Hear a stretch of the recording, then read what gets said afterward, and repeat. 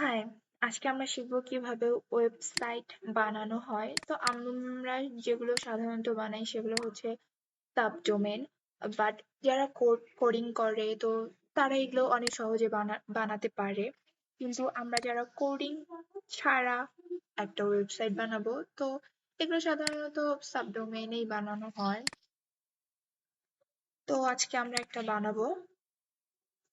ওকে, প্রথমে Google ক্রোমে click করলাম, জিমেইলে চলে যাই, একটা জিমেইল নিয়ে নিব।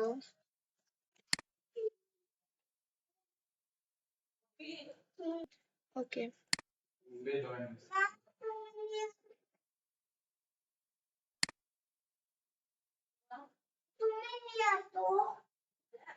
আমরা এখানে প্যান্থিয়ন আইটি আইওতে চলে যাব।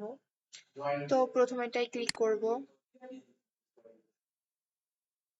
ক্লিক করার পরে আমাদের সামনে এরকম একটা পেজ আসবে। তো আমরা এখানে একসেপ্ট অল কুকিজ দিয়ে দিব।